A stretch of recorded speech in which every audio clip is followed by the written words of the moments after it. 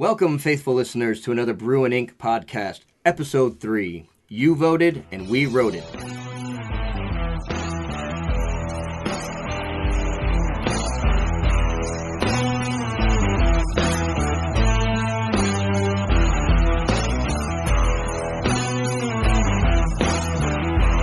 Welcome back, everyone. How has everyone been over the past couple weeks? Great. Pretty good, man. Yeah. Been trying to get some work done on my editing, and it's going well. I find myself more on the editing of podcasts and Facebook at the moment, but it's been good. Yeah, we're busy with that kind of stuff. Just wanted to let our listeners know kind of what are some things that help us when we're writing, keep these stories consistent, keep us on the same pages. We've got a lot of different characters that we're working with, settings that we're working with, and one good tool to have in your belt that you can use is something called character sliders that Brandon Sanderson talked about in his BYU lectures. And it basically establishes how can you make your characters likable, how can you make them relatable and important aspects to your story. And it basically consists of 3 main sliders, and then, how high or low is your character on that specific slider. And the 3 sliders would be active, how active are they within the story, and competent, how competent are they within the things that they can do or can't do, and sympathetic, are they a sympathetic character or are they someone that just doesn't care, out for themselves? And that includes likability. How likable are they? Likable. Yeah, exactly. And so that's something that, we try and take account of, and as we're writing, we kind of adjust these scales to figure out, this character, does she fit within this parameter? As we're writing, we go, oh, you know what, she'd probably be a little more competent. She's done some reading, she's a mechanic, she's doing these little experiments on the side. She's going to be pretty competent. And then you have, another character that might just be a little bumbling and kind of getting them into trouble that way. So that's, something for us within writing a story between multiple different authors. It's a great way to keep it consistent. We hope. Yeah, we hope. And I think that's one of the challenges here. I know I had a lot of challenges when I was writing. Just, I know one of the hardest things is keeping it under 1,500 words. Like, keeping that word count down, Yep. But telling enough of the story and getting enough of those details out there that you want to do, but then also, keeping a character's voice the same. I remember, I went back over that first section so many times trying to read this character's voice and figure out how it sounded in my head. And I told Britt, I was like, I'm reading my section out loud so I can hear it.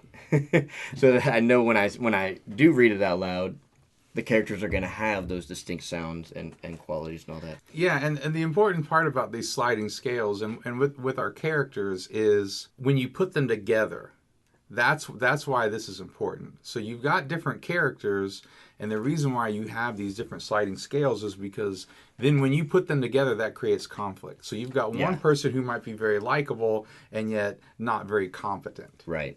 But then if they're likable but not competent and active, and then that makes them bumbling and they get in the way. Yeah. Right? But then you have someone else who might be very competent, but nobody likes him or her or whatever. And so then you put these characters together in a scene where they have a goal, a common goal, or maybe they have different goals or whatever, but you put them together in a scene, and that's the kind of tension and conflict that drives the story. And it's not a very good story if everyone likes each other and they're all the same. Right. That also helps you eliminate unnecessary characters. If you've got too many people that are both that have the same characteristics and are and match on the scale, you can combine those into one character. It makes things a lot simpler. Yeah, kill them off if you don't need them. Exactly. It's one good way to get rid of a character. So today we have a special treat.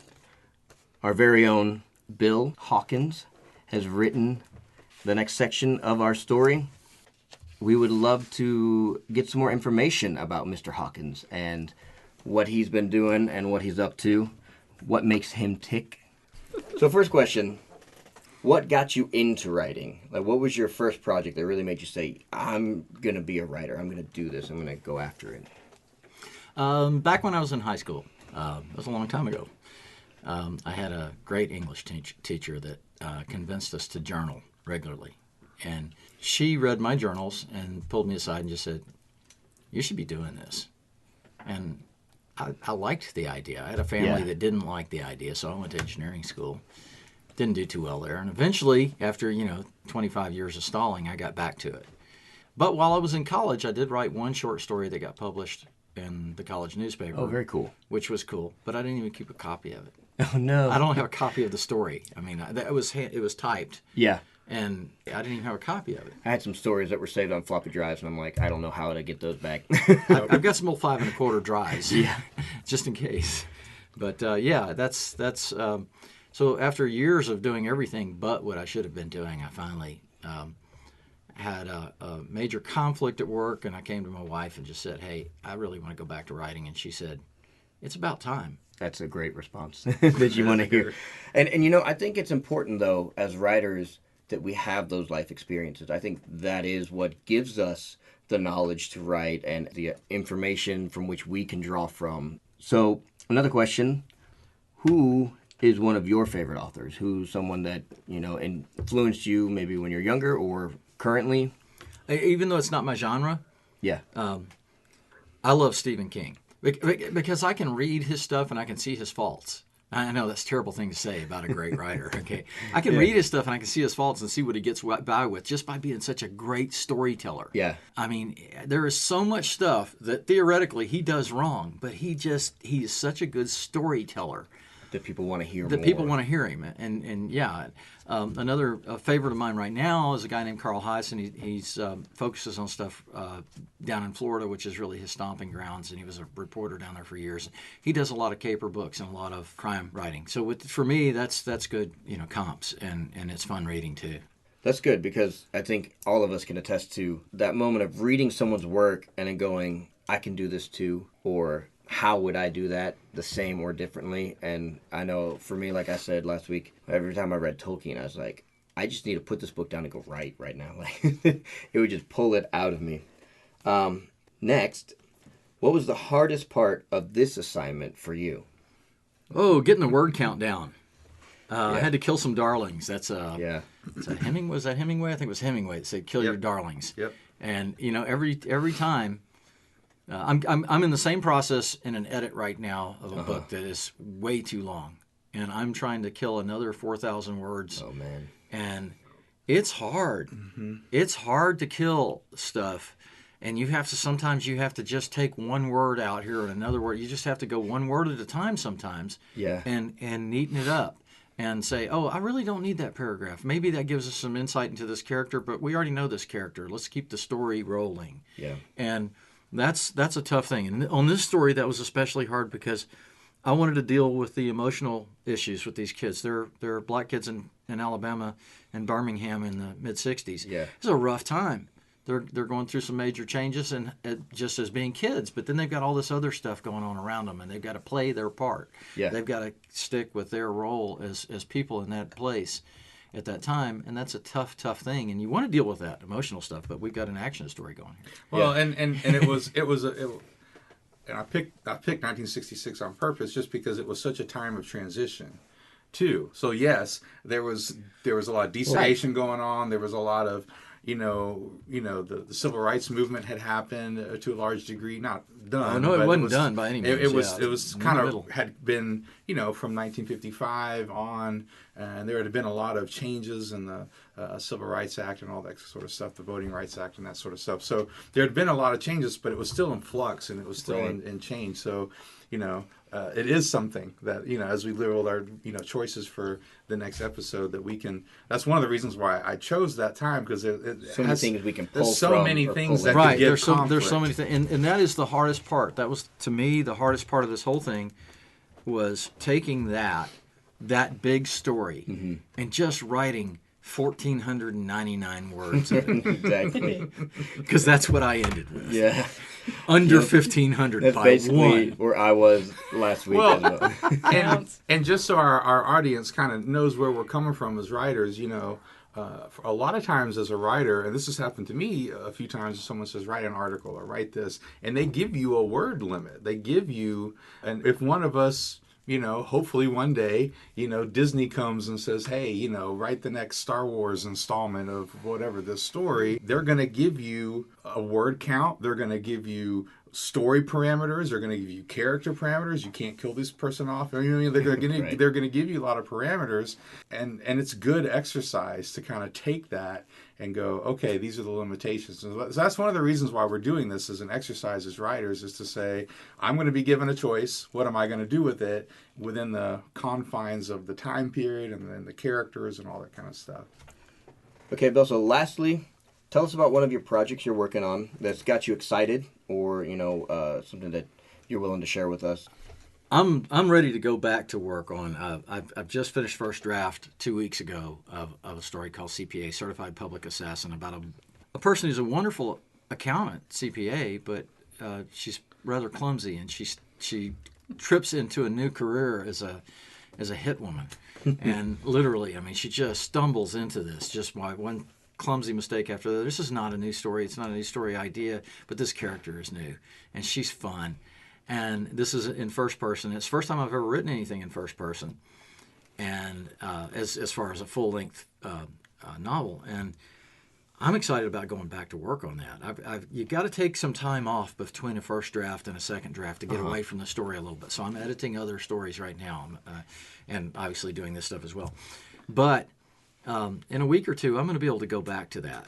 Yeah. And I'm excited about that. I'm thrilled about it. I'm a little scared because I'm a little sad. Okay, I know I've got rough spots, Right. But usually when I go back, I find out the rough spots aren't as rough or hard to fix. They're not as hard to fix as I thought they were going to be. They're a lot easier to because now you know your character. You've been all the way through that story with them, and now you know what makes that character work and what makes them consistent. And when you give yourself that distance time-wise, a couple months off from the story, it makes it that much easier for you to come back and cut stuff out that doesn't need to be there. You look at it and you're like, oh, that obviously. Right. And the other side of that is when you do this more, this is my third book, and as the third one, I'm learning more how to process things more efficiently and just get to the heart of the story and fixing the story and rewriting it, because writing is rewriting. Writing is rewriting. Yep. It's over and over and over again until you get it right. Yeah.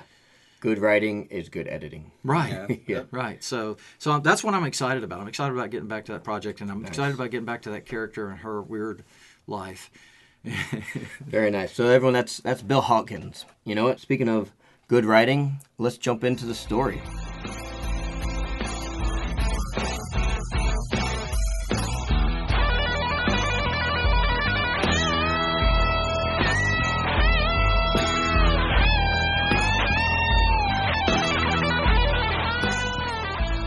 Boneyard, episode 3.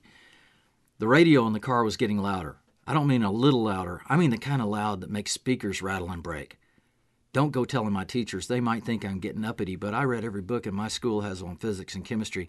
And all that, I never heard of fire making a radio louder. It was like the old tubes were getting power from the air. I didn't want to be around air like that. I don't think Walt did either. Between us, we made up our mind fast to take Troy up and run. I can't say it was hard or easy, because I don't remember. I just remember being scared half out of my head. Our race place is a stub of old highway that ends in a closed bridge. The new highway and our piece of old road are split by a thick patch of woods that keeps what we do mostly private. Tonight, it weren't private. The fire from the old Impala lit the sky like a giant railroad flare. When I was 10, we found a box of those in the boneyard. They're white phosphorus, and when you strike them, they shoot fire out the end like a Roman candle, only hotter. No one on Route 31 would miss the green glow in the sky. Maybe see it all the way to Mobile. I told you this was fire, weren't hot, but it was still fire. We ran. Troy wasn't as heavy as I thought. We hit the end of the road in no time and slid down the trail over rocks and roots and past the fire pit where the boys go to drink and fool around. The green light from the fire cast steady shadows through the woods like somebody with a giant spotlight. I never seen nothing that bright in my life, so bright that the shadows behind the trees were black as Alabama coal. There ain't nothing blacker than that except maybe my Uncle Woody, who used to work digging coal. We followed the trail past the pit and up the hill to the field where people park across from Carl's beer joint. That's where we stopped. "Where we going?" said Walter, holding up his pants with one hand. "There's a house about a half a mile up that road that has a phone," I said. "Can't go there at night," said Walter, shaking his head wildly. He was right. Sure way to get shot at was walking up a white man's house at night. There was only one thing I could think of that would be dumber than knocking on that door, and that was walking into Carl's. I was 13 when they desegregated the schools. I thought I was scared walking up those steps with all the police around, but that was nothing like this. I think even the police are scared to go into Carl's. Nothing on this earth would make me go into that place, except Troy was hurt. Bad, and we needed a phone. Across the road, the roll-up doors of Carl's were open to let the cool air in and the stink of old beer out. The men in there had their sleeves rolled up and smokes dangling out of their crooked mouths while they drank and cussed and spilled their cigarette ashes on the worn felt of the pool tables. Through the crowd and the smoke on the wall behind the bar was the phone, the only phone that could help us. I don't believe in luck, not the good kind, but I might change my mind. Lord knows we had enough bad luck for one night, and we was due a break. The greenish light of the fire reached in the open doors of Carl's, lighting up ice chests. Even a bunch of drunk old white boys couldn't miss that. "Goddamn," shouted one of the men, almost spilling his Pabst. A chorus of surprised voices joined in as the men meandered out the big doors to look at the burning sky. That was our chance, our only chance, I knew. Troy between us, we ran across the road behind the crowd. "Stay here, you dig," I said to Walter, helping him lean Troy on the big propane tank behind the honky-tonk. "I ain't going nowhere. Where are you going?" "I'm going in to use the phone," I said. I might as well have said, "I'm going to run for Congress." Walter didn't bother to tell me I was crazy. Guess he figured it wouldn't do any good. He did tell me the number to his house so I could call his sister. I had nothing to write on, so I had to memorize it. I do good with numbers most times. It's one thing to say you're going to sneak into Carl's beer joint to use the phone. It's another to do it. I was scared, so scared that when I got to the door and was about to go in there, I forgot the number to call. I had to go right back and get it from Walt again. He was so glad to see me and ready to go that when I said, "I got to go back in," he moaned like a sick cow, like he was the one going in there. I repeated the number to myself as I crept up to the door. Everyone, even Carl, was outside watching the sky. I heard words like nuclear and fusion and alien, only pronounced nuclear and alien. I don't think even they could mispronounce fusion. Inside, Carl stank like sweat and pee and cigarettes. My shoes stuck to the concrete. The lights so bright from across the road seemed dim from inside the place. The smoke did that, and it burned my eyes. The fire was throwing long shadows from the men outside into the joint. It was like being in a crowd of dark ghosts, each movement magnified, terrifying me into thinking I would be caught. Repeating the number, I ducked behind the bar with the phone. I dialed the Birmingham Exchange, waited with my breath held as the dial slowly rotated back for each number. Oh God, I thought, if I ever get out of here, someday I'm going to make a phone that won't take so long to dial. Finally, the last number was dialed and the line clicked. "Hello? Mary Jane, it's Deb. I'm with Walter. We're in trouble. Can you pick us up north of Carl's on Route 31? "Yeah," was all she said. I put the phone on the cradle and put the whole thing on the shelf behind the bar. That's when I saw that I wasn't alone in the place. Carl Jr., half laying across the table, sat in the corner by the door. He studied me through the blurry, tired eyes of a drunk man. Not too tired or blurry to scan me up and down, though. His hand twitched like it needed to be filled, and he sat up, brushing back his hair. There's all kind of trouble I imagined I could find in Carl's, but that kind never crossed my mind. I grabbed a Pabst from the ice chest and popped the top, filled the man's grasping hand with the beer as I slid past into the night. I swear I heard him say, "Thanks." Walter waited for me by the propane tank. Troy was nowhere to be seen. "I couldn't stop him," Walter said. "He has a broken leg." Walter shook his head, crazy fear in his eyes. He handed me the shop rag that we used as a tourniquet. "He's split. He's righteous, Deb. I mean, like the leg was never broke, like it never happened." And I knew what he meant. It was that kind of night, where everything is wrong. You feel good, so good, where you carry your brother half a mile through the woods like it was nothing, where coal fire burns and energizes vacuum tubes, where broken bones heal by themselves. Yeah, anything was possible that night. I could blame the sweet fumes of the additive for that, couldn't I? Walt stared at me, shaking his head. I couldn't wait for talk. I needed to catch Troy. "Keep up," I told him, taking off down the road, my shadow running ahead of me. I was catching up to Troy when I heard the sirens and saw the red lights of police cars off the trees ahead. "Troy, get off the road," I screamed. His silhouette dodged left into the tall weeds, then ducked down. I did the same, praying that Walter had the sense to follow our example. The police, 2 cars, passed first. Then the trucks rumbled by. Not 1 or 2, but dozens of them. Dozens of trucks with bright white star painted on the side. Army trucks.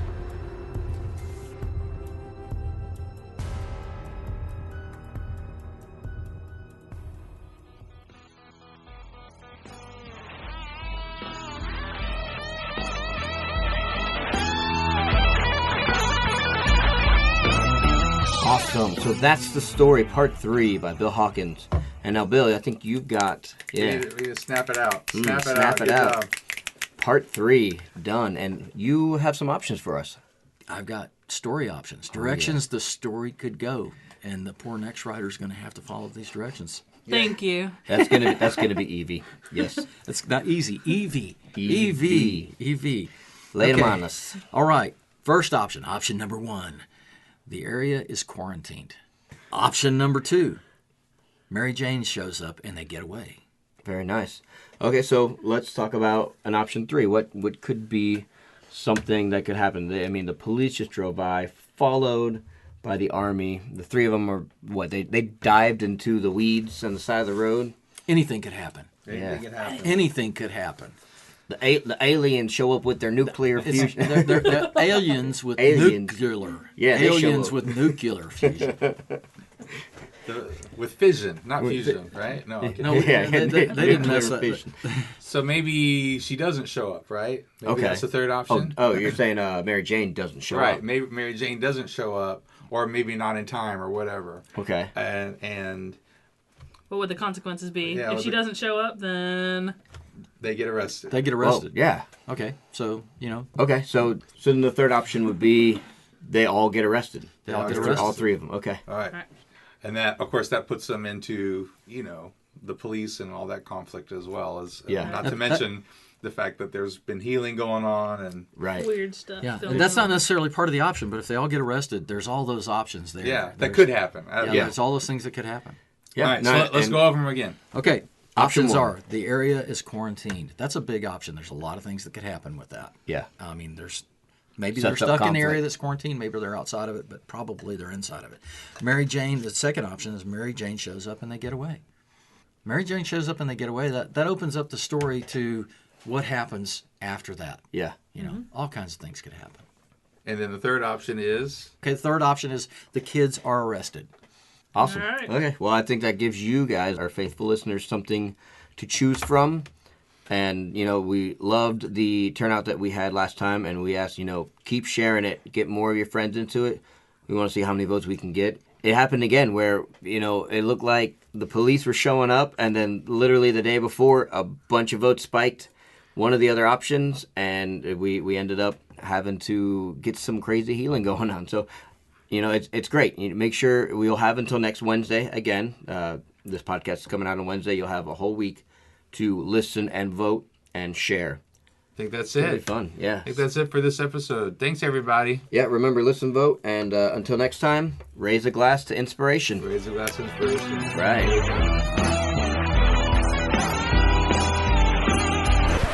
I repeated the number to myself as I crapped. I crapped up to the door. As I crapped up to the door. It's a slippery way in. Sorry.